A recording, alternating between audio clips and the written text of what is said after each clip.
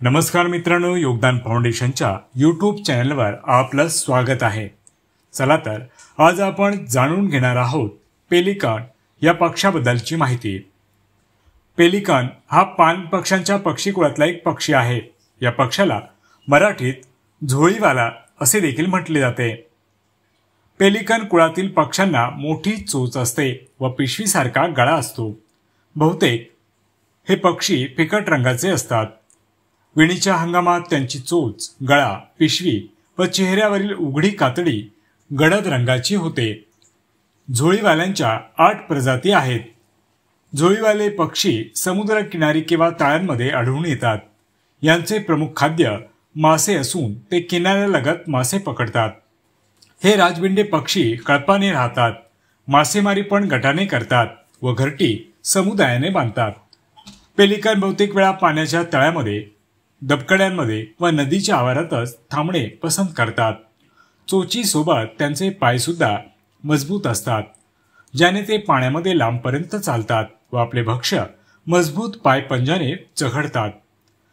भुरकट रंगाचा पेलिकन झोळीवाले हा पक्षी पाणकोळी गिधाडापेक्षा मोठा असतो।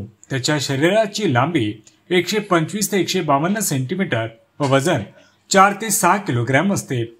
रंग हा प्रामुख्याने पांढरा असून शरीरावर राखाडी पिसे असतात। पाय खूड व बळकट असून बोटे पातळ पडद्यांनी जोडलेली असतात। या पायांनी ते उत्तम पोहू शकतात।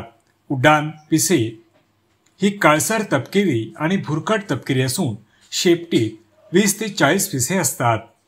त्यांची चोच मोठी, चपटी, पिवळसर असते। वरच्या चोचीच्या अर्ध्या भागावर निळसर काळसर ठिपके आणि टोकाला आकडे असते। खालच्या चोचीच्या तळाशी पिवळ्या किंवा जांभळ्या रंगाची झोळी लोंबत असते। या झोळीमुळेच पाणकोळी सहज ओळखता येतो। नर आणि मादी दिसायला सारखे असले तरी नर हा आकाराने मोठा असतो।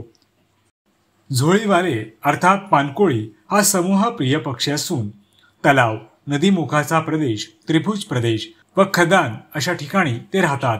मासे हे त्यांचे प्रमुख अन्न असले तरी ते लहान उभयचर प्राणी, कवचधारी प्राणी व क्वचित प्रसंगी लहान पक्षी देखील खातात। पाणकोळी समूहाने मासे पकडतात।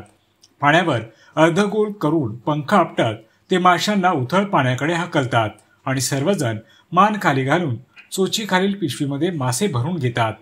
पाण्याबाहेर येऊन चोचीतून पाणी बाहेर टाकतात आणि हे मासे गिळतात। तर मित्रांनो, ही होती झोळीवाले म्हणजेच पेलिकन या पक्षाबद्दलची माहिती। तुम्हाला ही माहिती कशी वाटली हे आम्हाला कमेंटमध्ये नक्की कळवा।